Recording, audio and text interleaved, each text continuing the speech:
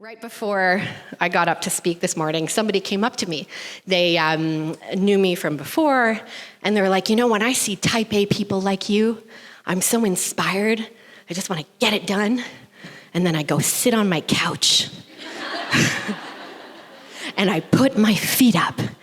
And I was very tempted to be like, well, it might just be that your temperament is not like mine. And this is so important to remember. At the closing of my speech this morning, I talked about comparison and how I was constantly looking sideways and constantly trying to copy other people. What if you don't have to copy anybody? What if you can take your natural temperament, put that in the lens or view that with a lens of your unique call to sanctity, and then execute it in a way that is uniquely you? When we understand our human makeup, when we understand that there is a way I operate that is natural and very God-given. So I have been naturally hardwired to be the life of the party. I have been naturally hardwired to pay attention to detail. I have been naturally hardwired to be very leadership focused and assertive, or I've been naturally hardwired to listen to people in a room. When we can understand this and then work with it, magic happens. Instead of fighting against our natural temperament or thinking I should be somebody I'm not, this is where the Holy Spirit, it's like a choo-choo train. It's like a choo-choo train of virtue and all the things. And one really quick thing about virtue. Like I mentioned, I am very attached to control. When you're raised for a certain number of years with, certain things, you get used to that, that my controlling nature didn't come out of nowhere, you know what I mean? And so, of course, we are always encouraged to grow in virtue. So please don't misunderstand me. Just because you are a certain way naturally, it doesn't mean, of course, that we can't grow in other ways. But I do think it serves us to understand our temperament and then understand how we can operate in the world with the lens. So what I have given in your workbook is a breakdown of the temperaments, and we're not gonna spend too much time on them. When you click something, you're just like, now it'll happen. Now it'll happen. Now it'll happen. One day, hold on, let's see. Okay, well, if perhaps, I don't know if maybe the battery died on my clicker, but maybe we can see if we can get another battery. So the temperaments, there are 4. I want to just encourage you to look at the workbook for a minute, and you'll see that I've given you a breakdown of how your temperament can influence your activity. And I'm so sorry, would you be so kind? I forgot mine wherever I was sitting. Thank you so much. So when you read these, I want to encourage you to, again, we're seeking freedom. God wants you to be free. So instead of perhaps seeing I'm so controlling, gosh, I wish I wasn't like this.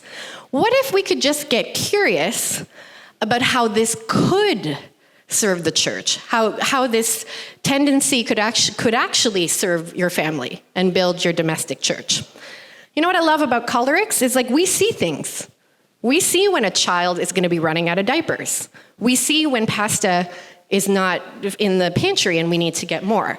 We can see when something is not functioning well in our home in a way that phlegmatics actually might not even be aware of. Or sanguines, oh my gosh, sanguines are just they're just ordering on Uber Eats. Sanguines sometimes don't even pay attention.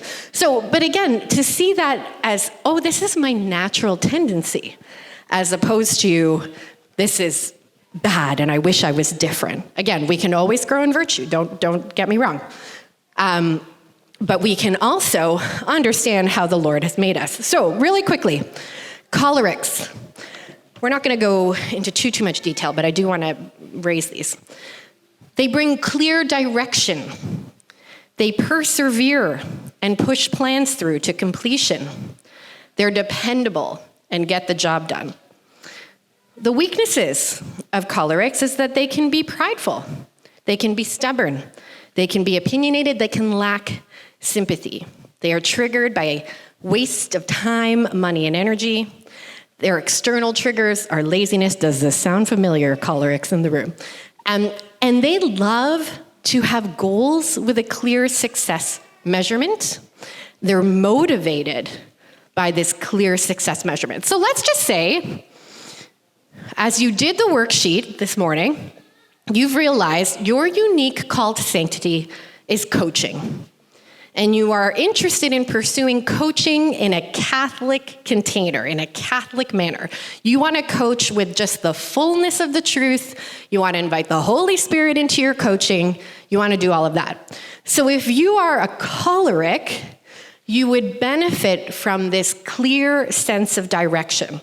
Okay, I am going to go and get certified. I'm going to make it clear to my clients, this is how I coach. That clear sense of direction. You probably are going to love a plan.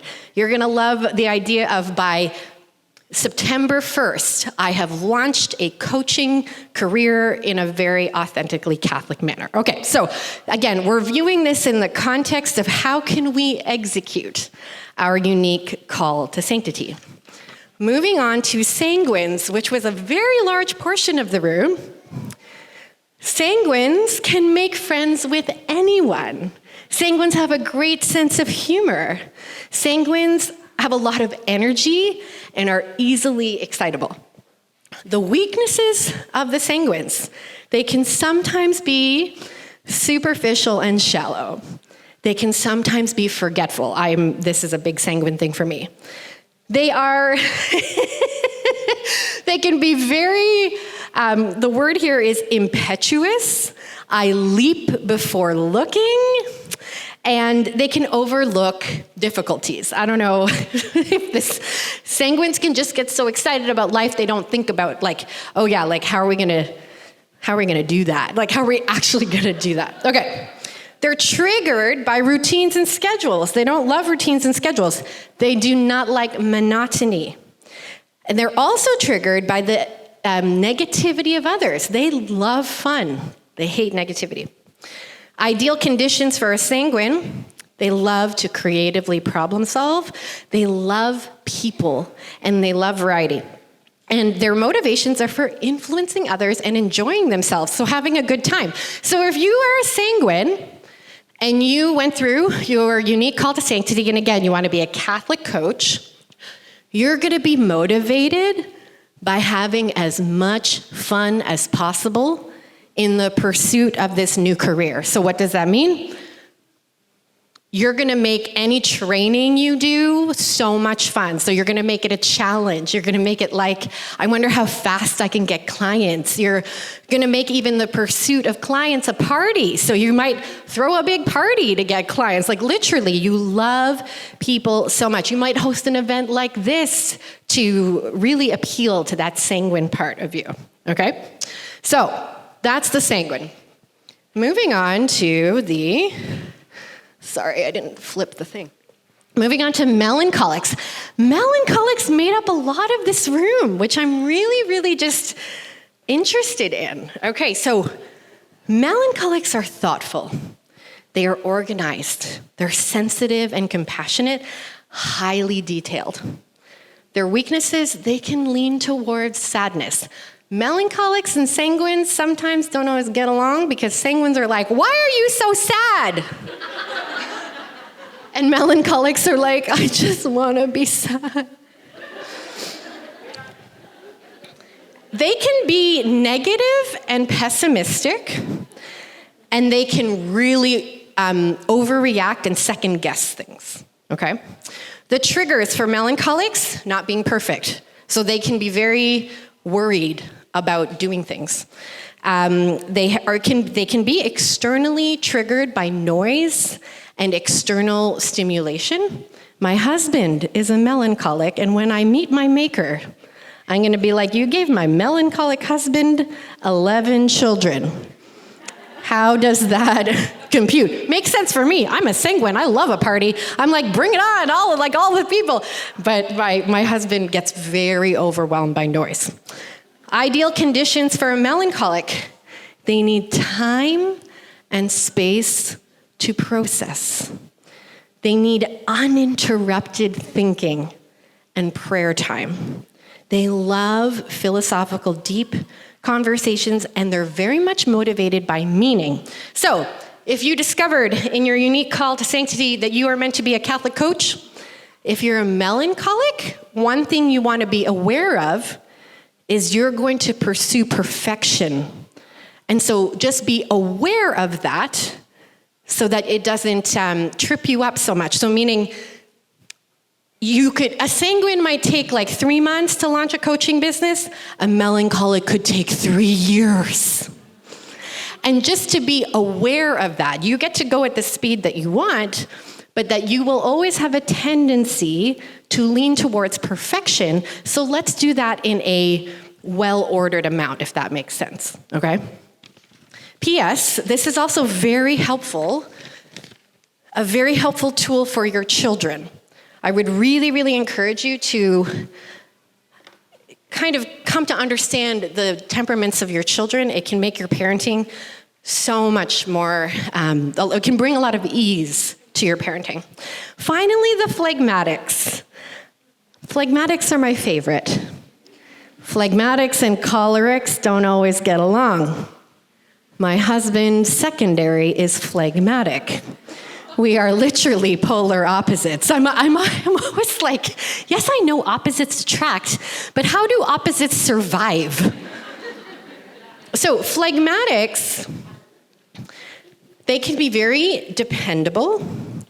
They love structure and routine. They are low-key and not dramatic. Their weaknesses, however, is they can be lazy. They love ease, so they can often take the easier route out. They are conflict avoidant to a fault. And because of this love of ease, they sometimes don't speak up for themselves, so they don't request things when they need it. They're triggered around absence of peace and stillness. They're triggered when it comes to making a big decision, and they do not like interruption of routine. Ideal conditions for a phlegmatic: rules, procedures, systems, clear boundaries, expectations, and guidelines. And their motivation is personal connection and harmony. So, again, to use this example of a coaching business, if you are a phlegmatic and you said, I want to coach, you would highly be benefit from being supported. So meaning like your natural tendency is to avoid ease. So I would encourage you to find a friend, find a coach maybe, find someone to walk with you to help just give you that little bit of encouragement, that push. Okay, so when you hear all of this, I'm really curious, how does this feel? Does this bring you freedom? Has anyone looked at themselves? Do you feel like you're looking at yourself a little differently? I'm curious.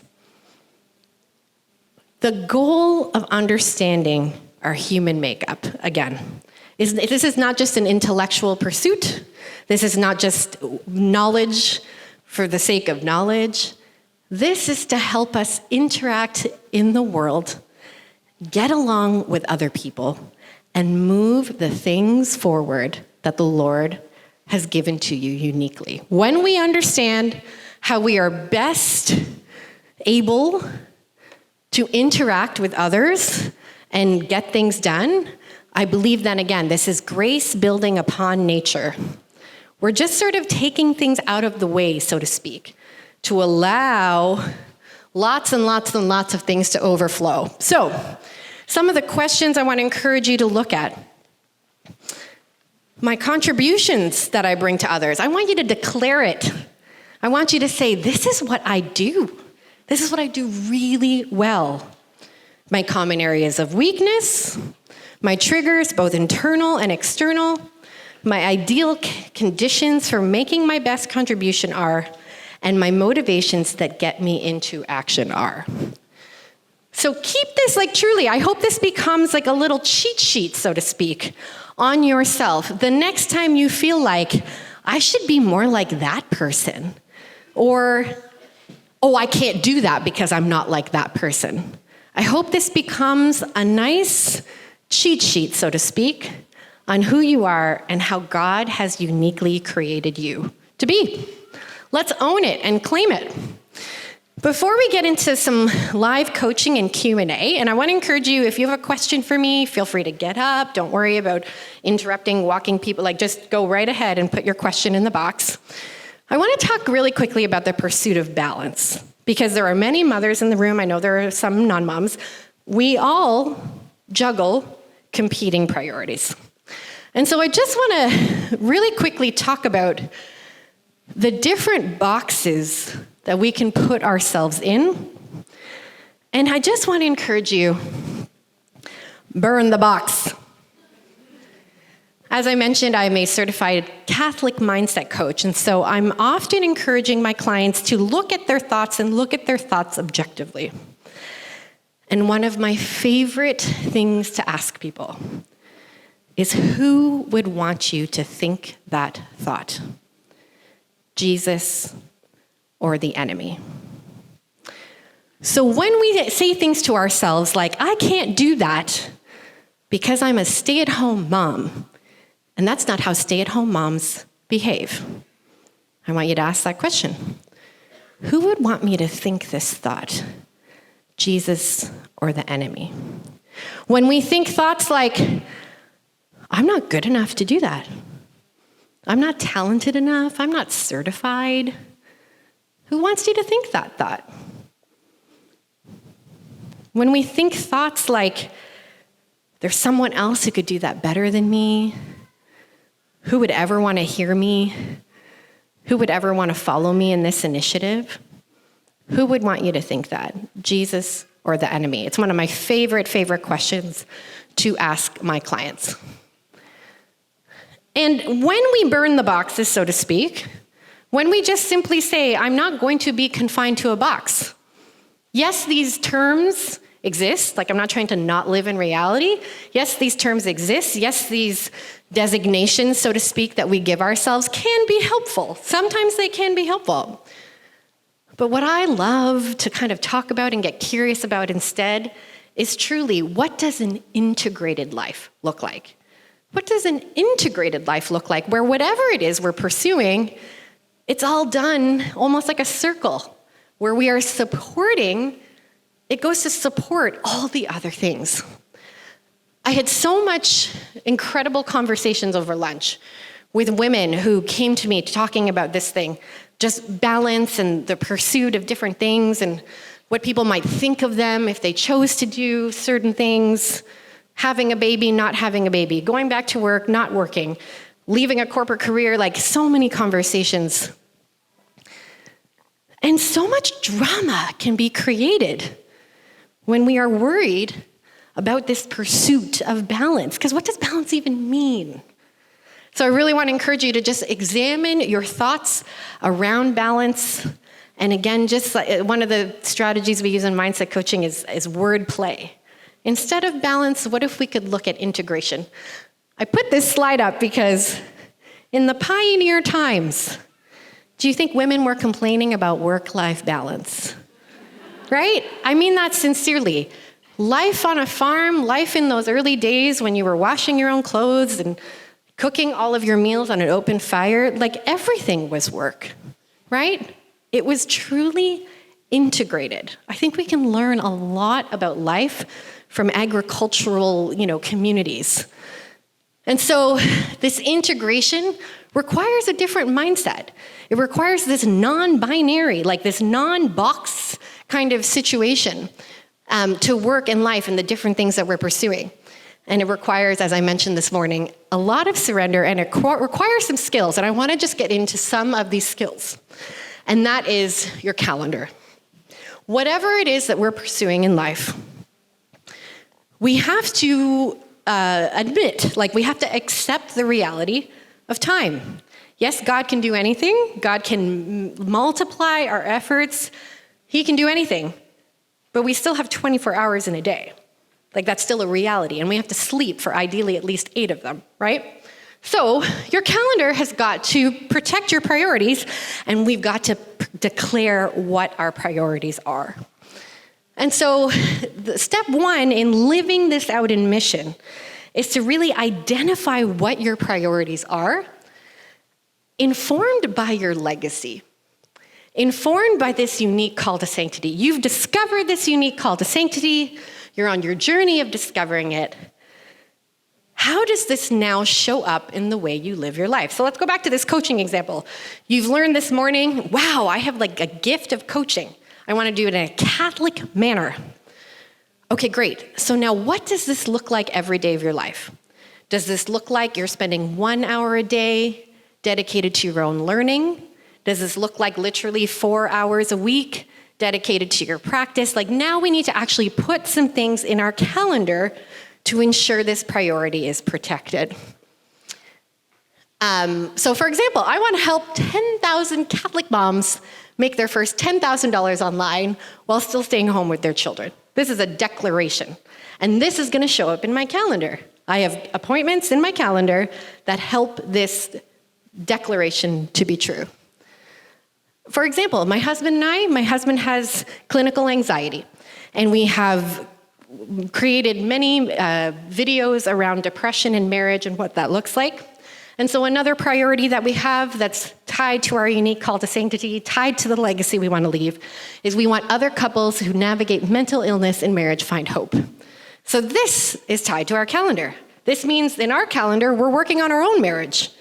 In our calendar, this means that we are dating each other once a week.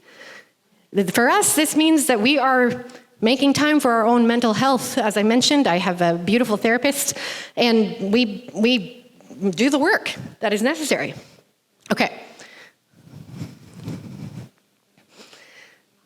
So the question I want you to ask yourself, to connect it to your unique call to sanctity, is what is the legacy you want to leave with your limited time here?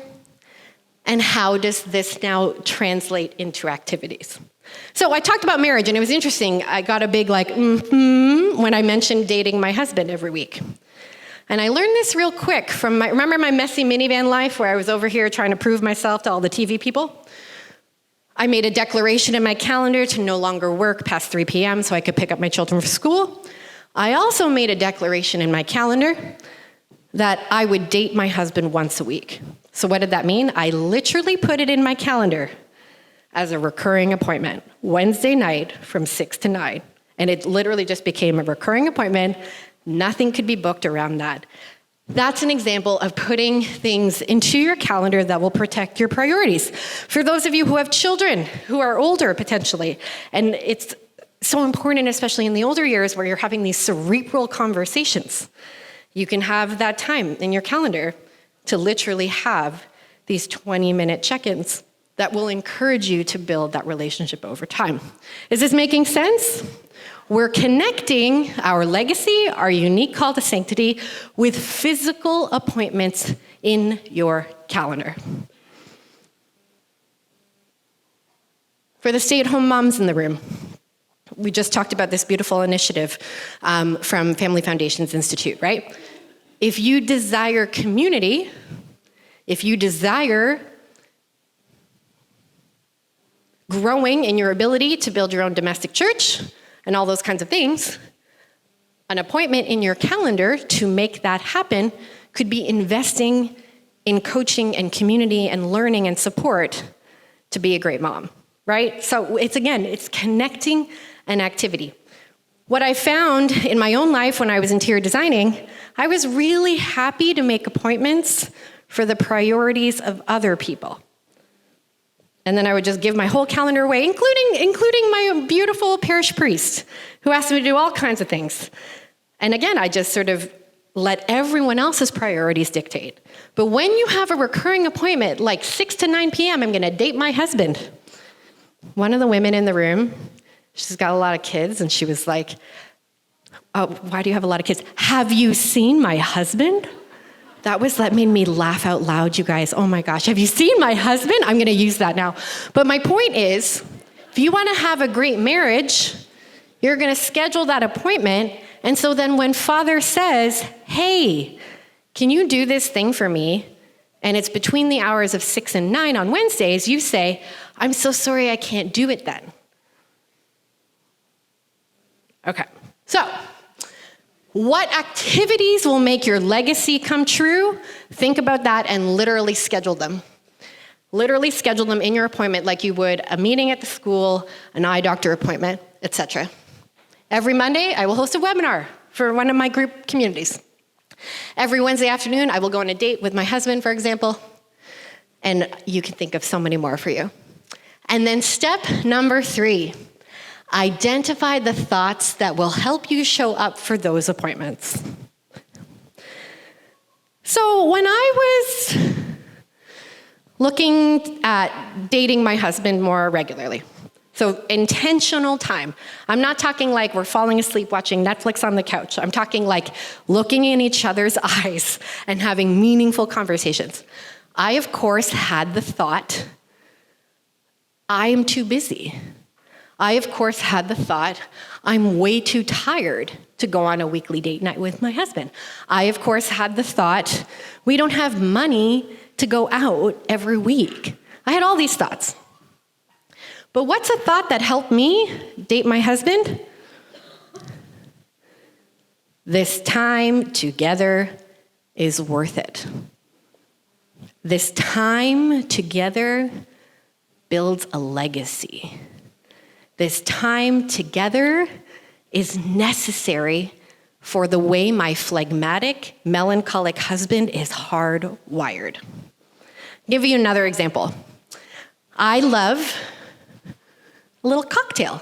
I love me some cocktails. And I recently hired a coach, or I worked with a coach. She was actually a client of mine, so of course she ended up coaching me as well, just because obviously I got to know her really well because she was a client.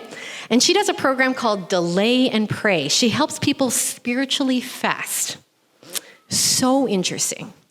And part of this spiritual fasting is you only consume alcohol on Sundays. And I was like, I'm not gonna do that. Because I go on a date on Wednesday with my husband and I always have a cocktail. So she says to me, okay, what's the thought you're thinking on Wednesday nights? I can't wait to have a cocktail. Like, it's not complicated. And she goes, okay, well, what's the emotion that comes up when you say that?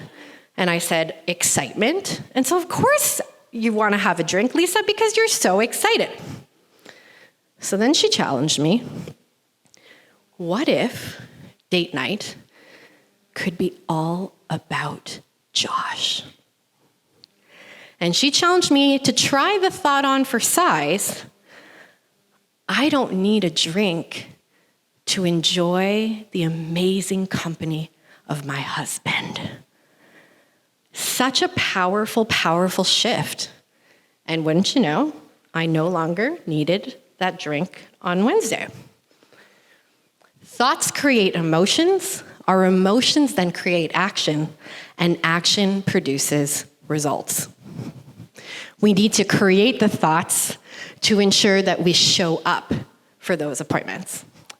And then finally, use the knowledge of your temperament to understand how you are motivated.